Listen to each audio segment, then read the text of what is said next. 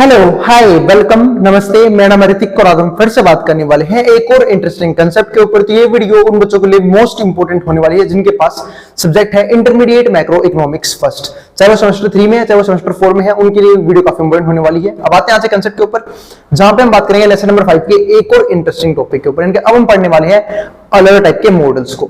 सिर्फ दो टाइप के मॉडल्स हैं, एक मैं इस वीडियो में पढ़ा दूंगा और एक को मैं नेक्स्ट वीडियो में पढ़ा दूंगा। आई बात समझ में? तो हमारा लेसन नंबर 5 का हो जाएगा, कंप्लीट हो जाएगा। तो शुरू करते हैं आज की वीडियो। और भाई इस कंप्लीट सीरीज के नोट्स बन चुके हैं। जिन बच्चों को नोट्स परचेज करने हैं वो इस नंबर पे जाए 9667836336, यहां जाके नोट्स ले सकते हैं। ठीक है, और टेलीग्राम चैनल का लिंक आपको मेरे डिस्क्रिप्शन में मिल जाएगा, वहां जाके ज्वाइन भी कर लेना। जो भी फर्दर अपडेट्स होंगी सिलेबस को लेके या फिर जिन बच्चों को स्टडी मटेरियल चाहिए होते हैं वो मैं वहां पे अपलोड करता रहूंगा। ठीक है, ताकि मुझे बार बार पर्सनली बच्चों को सेंड ना करने पड़े। आई बात समझ में? तो उसके लिए आप टेलीग्राम चैनल में ज्वाइन कर सकते हैं और जो भी करंट वीडियो की नोटिफिकेशंस होगी वो आपको वहां पे मिलती रहेंगी। अब आते हैं आज के कंसेप्ट के ऊपर, जहां पे हम बात करेंगे टू पीरियड मॉडल। अब ये टू पीरियड मॉडल क्या होता है वो समझते हैं, और ऑप्टिमाइजिंग कंजप्शन का मतलब क्या होता है। देखो, कंज्यूमर जो है ना वो क्या सोचता है, अब हम उसके ऊपर बात करने वाले हैं। और यहाँ पे टू पीरियड जो मतलब है ना वो है टाइम पीरियड से। कंज्यूमर दो तरह के टाइम पीरियड को लेकर चलता है, वो हम डिस्कस करेंगे। देखो, कंज्यूमर का जो मेन पॉइंट ऑफ व्यू होता है वो होता है सेटिस्फेक्शन को मैक्सिमाइज करने के ऊपर। तो कंज्यूमर की सोच क्या होती है कि वो किसी भी हाल में अपने सेटिस्फेक्शन को मैक्सिमम करे, है ना, अपनी यूटिलिटी को मैक्सिमम करे। यूटिलिटी का मतलब क्या होता है? उपयोगिता। जब भी हम कोई चीज, इसको हिंदी में बोलते हैं उपयोगिता, जब भी हम कोई चीज कंज्यूम करते हैं, फिर कोई भी कंज्यूमर जब कोई चीज कंज्यूम करता है वो क्यों कंज्यूम करता है? क्योंकि उससे उसे क्या मिलते हैं? बेनिफिट्स मिलते हैं। आई बात समझ में? बिना बेनिफिट के कोई भी कंज्यूमर किसी भी तरह की गुड्स या फिर किसी भी तरह की सर्विस कंज्यूम नहीं करता है। आई बात समझ में? तो इसको बोलते हैं क्या कि कंज्यूमर कंजप्शन कब करता है। लेकिन बात यह है कंज्यूमर सोच ये रखता है कि उसको किसी भी हाल में अपने सेटिस्फेक्शन को मैक्सिमम करना है। और वो कब करेगा? इसके लिए एक टॉपिक आता है, उसमें बोलते हैं मोनोटोनिक प्रेफरेंस। यानी कंज्यूमर ये सोचता है कि उसकी सेटिस्फेक्शन मैक्सिमम जब होगी जब वो ज्यादा से ज्यादा गुड्स या फिर ज्यादा से ज्यादा सर्विसेज को कंज्यूम करे। आई बात समझ में? लेकिन इनकम के लिमिटेड होने की वजह से वो ये चीज नहीं कर सकता। ना तो वो ज्यादा से ज्यादा गुड्स कंज्यूम कर सकता, ना ही वो ज्यादा से ज्यादा सर्विसेज गेन कर सकता है। आई बात समझ में? तो उसको अपनी इनकम में रहते हुए इस तरीके से उसे यूज करना होता है उन रिसोर्सेज को, ठीक है, ताकि वो अपने सेटिस्फेक्शन को मैक्सिमम कर सके। आई मेरी बात समझ में? तो इस तरीके से कंज्यूमर डिराइव करता है। लेकिन अब यहां पे बात की भाई टू टाइम पीरियड का मतलब क्या है। देखो, टाइम पीरियड दो तरह के कंज्यूमर के पॉइंट ऑफ व्यू से। एक तो होता है, देखो अगर मैं कंजप्शन की बात करूं तो कंजप्शन के हिसाब से टाइम पीरियड दो तरह के होंगे, या तो वो आज कंज्यूम कर ले या फ्यूचर में कंज्यूम कर ले। सबको पता है सबकी अपनी इनकम होती है, ठीक है। अब यहाँ पे कंजप्शन के दो तरीके आते हैं। एक तो होता है बेवकूफों की तरह कंजप्शन करना, यानी कि जो भी कमाया या तो उतना का उतना खर्च कर देना या उसे फालतू खर्च कर देना। यानी कि यहाँ पे दो तरह की अप्रोच चलती है, या तो जितना पैसा कमाया उस सबको आज ही कंज्यूम कर लिया, इसको हम बोलते हैं प्रेजेंट कंजप्शन को इंक्रीज कर देना। लेकिन ये बात ध्यान रखना, हर चीज के नुकसान होते हैं। कभी भी अगर कोई भी कंज्यूमर, ठीक है, वो अपनी प्रेजेंट कंजप्शन को बढ़ाता है तो उसकी फ्यूचर कंजप्शन में क्या आती है? दिक्कत आती है। अब ऐसा कैसे होता है वो मैं समझाता हूं आप लोगों को। सपोज करो मैं बात करूं यहाँ पे किसी चीज की प्रेजेंट कंजप्शन की, तो अगर किसी कंज्यूमर ने अपनी सारी की सारी इनकम खर्च कर दी। अब प्रेजेंट कंजप्शन में दिक्कत क्या होती है वो मैं आपको एक्सप्लेन कर रहा हूं। तो सपोज करो किसी की इनकम है Y, अब वो या तो अपनी सारी की सारी इनकम खर्च कर दे, मतलब जितनी इसको उसकी इनकम है सबका सब क्या कर ले? कंज्यूम कर ले, या उसकी इनकम कम हो कंजप्शन ज्यादा हो। दोनों ही केसेस में उसे क्या झेलने पड़ते हैं? नुकसान झेलने पड़ते हैं, ठीक है। चलो ये तो फिर भी एक ठीक ठाक सिचुएशन है, पर इसके भी लैक है, वो समझेंगे। और एक जब वो कंजप्शन करता है इनकम से फालतू, तो बात है कोई भी व्यक्ति क्या अपनी इनकम से फालतू कंजप्शन कर सकता है? भाई बिल्कुल कर सकता है, पर कैसे करेगा वो? उसे अब लेना पड़ेगा उधार, जिसको हम बोलते हैं बोरो मनी, है ना। तो जब भी एक कंज्यूमर उधार लेगा, क्या उधार फ्री में मिलता है क्या? उधार तो भाई ना तो लोग फ्री में देते ना बैंक फ्री में देता, उसे क्या लेना पड़ता है? लोन लेना पड़ता है। अब लोन लेगा तो उसे क्या देना पड़ेगा? इंटरेस्ट देना पड़ेगा। तो कहीं ना कहीं इन दोनों ही केसेस में कंज्यूमर की जो फ्यूचर कंजप्शन है ना वो खत्म हो रही होती है। यानी कहीं ना कहीं वो आज तो वो ज्यादा गुड्स या फिर ज्यादा सर्विसेज कंज्यूम कर सकता है, लेकिन फ्यूचर में उसे गुड्स की और सर्विसेज की कंजप्शन कम करनी ही पड़ेगी। ऐसा क्यों होता है वो भी समझते हैं। अगर मान लो उसकी इनकम के बराबर वो खर्चा कर रहा है, तो अगर प्रेजेंट में मतलब फ्यूचर में कुछ टाइम बाद उसकी लाइफ में किसी भी तरह की इमरजेंसी आई, क्या उसके पास पैसा होगा? बिल्कुल नहीं होगा। क्यों? क्योंकि जितना कमाया चाहे तो भाई ने उड़ा दिया। आई बात समझ में? तो उसके पास फ्यूचर के लिए किसी भी तरह का पैसा नहीं होगा, किसी भी तरह का बैकअप नहीं होगा। तो फ्यूचर में जो भी उसको दिक्कतें झेलनी पड़ेंगी तो उसके लिए वो तो क्या करेगा, उसे लेना पड़ेगा उधार, या तो लोन लेगा बैंक से, या फिर किसी भी फाइनेंशियल इंस्टीट्यूशन से, या फिर मैं बोल सकता हूं किसी भी पीपल से, हो सकता है किसी रिलेटिव से उधार ले ले, किसी आसपास से कहीं से उधार ले ले, तो उसको उसके ऊपर से क्या देना पड़ेगा, इंटरेस्ट। अब उसके पास एक बर्डन आया, वो क्या है, इंटरेस्ट का बर्डन। जब इंटरेस्ट उसे देना पड़ेगा तो उसकी कहीं ना कहीं जो आने वाली सैलरी है उसका कुछ हिस्सा तो उसका पहले ही कट जाएगा, क्या देने में, उधार चुकाने में, या फिर उधार के बदले में इंटरेस्ट देने में। तो सिंपल सी बात है, तो उसकी फ्यूचर की इनकम अपने आप ही क्या हो जाएगी, कम हो जाएगी इंटरेस्ट देने की वजह से। और जब फ्यूचर की इनकम कम हो जाएगी तो फ्यूचर कंजप्शन उसे अपने आप ही कम करनी पड़ेगी। आई बात समझ में? तो ये तो था जब कंज्यूमर अपनी सारी इनकम को बेवकूफाना तरीके से या तो पूरी कंज्यूम कर लेता है, या फिर वो उससे फालतू कंज्यूम कर, फिर तो ये तो और भी बेवकूफ वाली हरकत है, क्योंकि अब उसे कंजप्शन के लिए क्या लेना पड़ेगा, लोन लेना पड़ेगा, यानी कि उसे बोरो करना पड़ेगा अमाउंट। और जब वो बोरो करेगा तो उसको क्या देना पड़ेगा, उस पर इंटरेस्ट देना पड़ेगा। और इंटरेस्ट देने का मतलब क्या है कि वो कहीं ना कहीं अपनी फ्यूचर की इनकम को कम कर रहा है। और जब फ्यूचर की इनकम को कम कर रहा है, इस बात का मतलब क्या है कि उसे फ्यूचर में कंजप्शन भी कम करना होगा। तो सिंबल्स यूज कर रहा हूं, ये सिंबल्स रिलेटेड है, आप आपस में देखते चलना कि जब भी बोरो अमाउंट करेगा इंटरेस्ट बढ़ेगा, इंटरेस्ट बढ़ेगा तो इनकम कम हो जाएगी, इनकम कम होती तो कंजप्शन भी उसे कम करनी पड़ेगी। पर कैसी कंजप्शन, फ्यूचर की कंजप्शंस।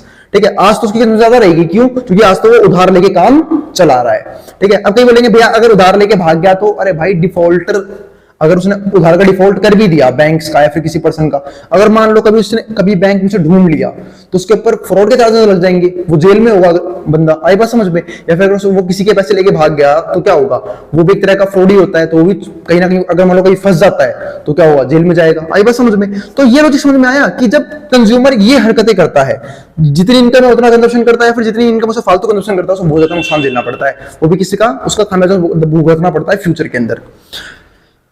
लेकिन एक होती है आइडियलिस्टिक सोच, या फिर मैं इसको बोलता हूं रैशनल, जब कंज्यूमर समझदार हो। अब जब कंज्यूमर समझदार है तो हुआ क्या, वो मैं आपको समझा देता हूं। वो अपनी इनकम से, ठीक है, जो कंजप्शन है, मतलब उसकी इनकम फालतू हुई, कंजप्शन कम होगा, तो उसकी कंजप्शन लेस देन होगी उसकी इनकम से। तो जब वो खर्चा कम करेगा तो क्या होगा, वो पैसा सेव कर रहा है, मतलब जितनी इसकी इनकम है, ठीक है, उसमें से खर्चा कम कर रहा है तो पैसा बचेगा। जब पैसा बचेगा तो बचे पैसे क्या करेगा, वो इन्वेस्ट करेगा। इन्वेस्ट किस तरीके से कर सकता है, वो दे सकता है किसी को उधार पे, यानी कि इसको हम बोलते हैं लैंडिंग। एक तो था बोरोइंग, जो उधार लेना होता है, एक होता है लैंडिंग, उधारे पैसा देना। जब वो लैंड करेगा पैसों को तो क्या कमाएगा, उसकी इनकम बढ़ेगी। उसकी इनकम कैसे बढ़ेगी, अब भाई जब उसने पैसा उधार पे दिया है तो जिसने उधार पे लिया होगा उसे ब्याज देगा, यानी कि इंटरेस्ट देगा। तो अगर मान लो मैंने किसी को पैसा उधार पे दिया हुआ है, ठीक है, तो होगा क्या, मैं उससे क्या लूंगा, ब्याज लूंगा, इंटरेस्ट लूंगा। जब इंटरेस्ट लूंगा तो मेरी क्या हो जाएगी, फ्यूचर की इनकम बढ़ जाएगी। और जब फ्यूचर की इनकम बढ़ेगी तो क्या होगा, फ्यूचर की कंजप्शन भी बढ़ जाएगी। तो हमने इन दो बातों से समझा, हमने तीन तरह के केस देखे, ये दो केसेस और एक ये वाला केस।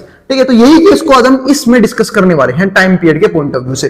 तो टाइम पीरियड में एक चक्कर ये होता है कि अगर कोई भी कंज्यूमर अगर प्रेजेंट कंजप्शन को बढ़ाता है तो उसको कहीं ना कहीं अपना फ्यूचर कंजप्शन सैक्रिफाइस करना पड़ता है। और अगर वो अपनी प्रेजेंट कंजप्शन को सैक्रिफाइस करता है तो उसकी फ्यूचर कंजप्शन क्या होती है, काफी बेटर हो जाती है। तो इस तरीके से एक कंज्यूमर काम करता है, डिराइव होता है, या फिर कंज्यूमर को चलना पड़ता है। क्योंकि कंज्यूमर ऑल ओवर लाइफ में अपनी इनकम से फालतू खर्चा कभी नहीं कर सकता, उसे अपनी इनकम के बिल्कुल अंदर रह के ही खर्चा करना पड़ता है। आई बात समझ में? तो ये चीज ध्यान रखना। तो अब हम इस पॉइंट को काफी डीप में स्टडी करने वाले हैं। मोटा मोटा आपको समझा दिया कि कंज्यूमर किस तरीके से काम करता है। अब आते हैं यहाँ पे क्या लिखा हुआ है वो समझते हैं हम।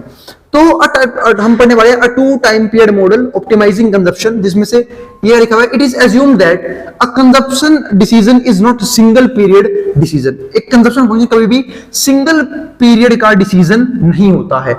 अगर कंज्यूमर ये वाला डिसीजन लेता है तो वो फ्यूचर में से नुकसान झेलने पड़ते हैं, फ्यूचर में से अपने कंजप्शन सैक्रिफाइस करने पड़ते हैं। लेकिन अगर कंज्यूमर ये वाला डिसीजन लेता है, यानी कि कंज्यूमर यहाँ पे समझदार है, तो उसे फ्यूचर में बेनिफिट होते हैं, क्योंकि वो अपने पैसा बचाता है, पैसे को इन्वेस्ट करता है, इन्वेस्टमेंट से और ज्यादा पैसा बढ़ता है, उसकी इनकम बढ़ती है, तो वो कहीं ना कहीं एक अच्छी लाइफस्टाइल फ्यूचर में जी सकता है।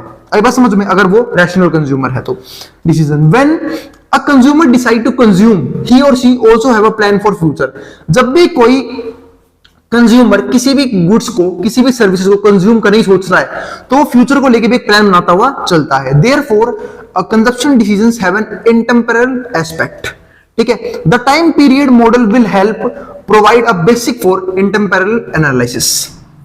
तो अब इस बात का मतलब क्या होता है? ठीक है, इस बात का मतलब होता है कि जो टाइम पीरियड मॉडल है ना, वो हमें समझाता है कि हमें कंजप्शन किस तरीके से करनी चाहिए, प्रेजेंट में कंजप्शन करनी चाहिए, फ्यूचर में कंजप्शन करनी चाहिए। देखो, ना तो हम प्रेजेंट कंजप्शन को पूरी तरह खत्म कर सकते, ठीक है ना, फ्यूचर कंजप्शन को हम बस थोड़ा बहुत चेंज कर सकते हैं। और यहीं पे कंज्यूमर क्या होता है? इनडिफरेंट होता है, ठीक है। और आप लोगों ने आईसी कर्व्स पहले भी पढ़े होंगे, ठीक है, जिसको बोलते हैं इंडिफरेंस कर्व। तो यहाँ पे कंज्यूमर एक बार फिर इंडिफरेंट होता है कि मुझे मुझे कंजप्शन आज करनी चाहिए या कंजप्शन फ्यूचर में करनी चाहिए। तो उसको अपने इनकम को इस तरीके से यूज करना पड़ता है, ना तो उसे आज फालतू सैक्रिफाइस करना पड़े, ना उसे फ्यूचर में दिक्कतें झेलनी पड़े, ठीक है। तो यहाँ पे देखो क्या लिखा हुआ है, तो ये हमारा यूटिलिटी फंक्शन, तो यूटिलिटी यू, ये हमारा सी नोट, ये हमारा सी और ये हमारा सी आर। तो here you is the life time utility. तो यू का मतलब यहाँ पे क्या है? Life time utility. इसका मतलब क्या कि लाइफ टाइम में उसने कितनी यूटिलिटी गेन करी है, कितना सेटिस्फेक्शन गेन किया है। Measuring total utility through out his life span, यानी कि पूरी जिंदगी में उसने कितना सेटिस्फेक्शन लिया है। The term C is the consumption for a single period. जो टर्म सी है वो क्या है? कंजप्शन है किसका? सिंगल पीरियड का। And T is the terminal time of consumer, और टी उसका टर्मिनल टाइम ऑफ कंज्यूमर, यानी कि इसके बाद उसकी डेथ हो जाएगी, मतलब यहां तक कंज्यूमर हमारा जिंदा रहेगा, टी पॉइंट तक। तो यहां पे लिखा भी हुआ है, after the period T the consumer will die. Now given his constants, the constant says that the present value of his total consumption in life, जो भी उसकी present value है, present value of his total consumption in his life cannot exceed present value of his total income in life। इसका मतलब है कि consumer चाह के भी जितना वो कंज्यूम कर रहा है उसको अपनी टोटल इनकम से बढ़ा नहीं सकता, ठीक है। बस वो चेंज कर सकता है कि मैं कंजप्शन आज करूं या कंजप्शन फ्यूचर में करूं, क्योंकि जब वो कंजप्शन आज कम करेगा तो उसका पैसा आज ज्यादा बचेगा, वो उस पैसे को क्या कर देगा? इन्वेस्ट कर देगा, इन्वेस्ट करेगा तो उससे कहेंगे रिटर्न्स आएंगे, रिटर्न्स आएंगे तो उसकी फ्यूचर की इनकम बढ़ जाएगी, ठीक है। जब फ्यूचर की इनकम बढ़ेगी तो फ्यूचर में अच्छा कंजप्शन कर सकता है। आई बात समझ में? तो ये चूज करना पड़ता है। And maximum present value of real consumption can be just equal to present value of real income. तो जो मैक्सिमम प्रेजेंट वैल्यू है ना किसकी? रियल कंजप्शन की, can be just equal to present value of real income, वो हमेशा real income के बराबर होता है। जैसे इसको देखो, ये फॉर्मूला लिखा हुआ है मैंने, present value of his total consumption. जो प्रेजेंट वैल्यू है वो है सिग्मा 0 से लेकर टी। सिग्मा का मतलब होता है समेशन, 0 से टी का मतलब क्या है कि टी हमारा टोटल टाइम पीरियड जो जिंदा रहने वाला है, सी टी अपॉन में 1 प्लस आर, आर हमारा रेट ऑफ इंटरेस्ट उसकी पावर टी। यहाँ पे 0 से टी, बाई टी क्या है? इनकम का लेवल, ये था कंजप्शन का लेवल, 1 प्लस आर उसकी पावर टी, यानी कि रेट ऑफ इंटरेस्ट पे काफी मैटर करता है। अगर मैं इस बात को समझाऊं, जैसे मैं एक चीज और समझाता हूं। अब यहाँ पे टॉपिक आई गया रेट ऑफ इंटरेस्ट, उसको डिस्कस करते हैं। देखो, रेट ऑफ इंटरेस्ट का यहाँ पे मतलब क्या होता है पहले वो समझते हैं। अगर मैं एक कंज्यूमर हूं और एक रैशनल कंज्यूमर हूं, तो मैं क्या सोचूंगा कि अगर मुझे आज मेरी इन्वेस्टमेंट पे अच्छे रिटर्न्स आ रहे हैं, मतलब मैं अच्छे रिटर्न जनरेट कर पा रहा हूं, ठीक है, साल का किसी भी तरीके से, चाहे वो मैं इक्विटी में इन्वेस्ट करूं, चाहे मैं म्यूचुअल फंड में इन्वेस्ट करूं, चाहे बाकी जगह इन्वेस्ट करूं, उससे फर्क नहीं पड़ता, मैं कहीं भी इन्वेस्टमेंट करूं पर मुझे रिटर्न्स अच्छे आ रहे हैं, तो मैं क्या करूंगा? आज अपनी इन्वेस्टमेंट को बढ़ाऊंगा। और वो कैसे बढ़ेगी? जब मैं अपनी कंजप्शन को कम करूंगा, यानी कि आज मैं अपनी कंजप्शन को सैक्रिफाइस करूंगा, ठीक है। क्यों? क्योंकि मार्केट में रेट ऑफ इंटरेस्ट ज्यादा मिल रहा है और मैं उस पैसे को कहां दूंगा? मार्केट में दूंगा, इन्वेस्ट करूंगा ताकि मुझे रेट ऑफ इंटरेस्ट बढ़े, और फ्यूचर में क्या होगा? इससे मेरी इनकम बढ़ेगी। फ्यूचर की बात कर रहा हूं मैं, ये फ्यूचर में मेरी इनकम बढ़ेगी, देन मैं कंजप्शन को बढ़ाऊंगा। आई मेरी बात समझ में? तो ये होता है रेट ऑफ इंटरेस्ट का कंसेप्ट। लेकिन अगर रेट ऑफ इंटरेस्ट कम है मार्केट में, यानी कि ना के बराबर मिल रहा है, तो आप उसे इन्वेस्ट करो पैसे को, चाहे मत करो, फर्क तो पड़ेगा नहीं। तो आप उस पैसे को फिलहाल के लिए कंजप्शन के लिए यूज कर सकते हो, या फिर सिर्फ बचा कर सकते हो कि जब मार्केट में अच्छी अपॉर्चुनिटी आएगी तब मैं उसे इन्वेस्ट करूंगा। तो इस तरीके से हमारा रेट ऑफ इंटरेस्ट क्या आता है, काम आता है इस कंसेप्ट में। फिर और मैं यहां पर देखते हैं, given equation says that consumer allocate his income stream to a consumption stream. मतलब कंज्यूमर को अपनी इनकम जो है ना वो एलोकेट करनी पड़ती है। एलोकेट करने मतलब क्या होता है? डिवाइड करनी पड़ती है कि वो कितना कंज्यूम करेगा, कितना सेव करेगा, और फिर उसे कहां पे इन्वेस्ट करेगा। तो उसे बहुत कुछ सोचना पड़ता है अपनी इनकम के हिसाब से, ठीक है। तो stream to a consumption stream by borrowing and lending, but present value of consumption is limited by present value of income, ठीक है। तो प्रेजेंट वैल्यू ऑफ कंजप्शन जो है ना वो लिमिटेड क्यों होती है? क्योंकि उसकी इनकम क्या है? प्रेजेंट वैल्यू इनकम क्या है? लिमिटेड है। अगर इनकम अनलिमिटेड होती फिर तो कोई दिक्कत ही नहीं थी, लेकिन दिक्कत क्या है? इनकम लिमिटेड होने की वजह से हमारे रिसोर्सेज क्या होते हैं? लिमिटेड होते हैं, जिसकी वजह से हम कंजप्शन भी लिमिटेड लेवल पे ही कर पाते हैं। That means if consumption is increase now, इसका मतलब क्या है कि अगर कंजप्शन आज बढ़ाई जाती है now, then the individual has to reduce his future consumption, उसे कहीं ना कहीं अपने फ्यूचर कंजप्शन को सैक्रिफाइस करना पड़ता है, जो मैंने आपको डीप में समझाया था। क्योंकि आज अगर अपनी कंजप्शन को किसी भी आने बढ़ाएगा, उसे फ्यूचर में कंजप्शन कम ही करनी पड़ेगी। Given the total present value of income, ये होता है total present value of income के हिसाब से, यानी कि इसका मतलब ये है कि पूरी लाइफ टाइम में हम एक इनकम जनरेट करने वाले हैं। अब उसे हम कैसे कंज्यूम करेंगे वो हमारे ऊपर है।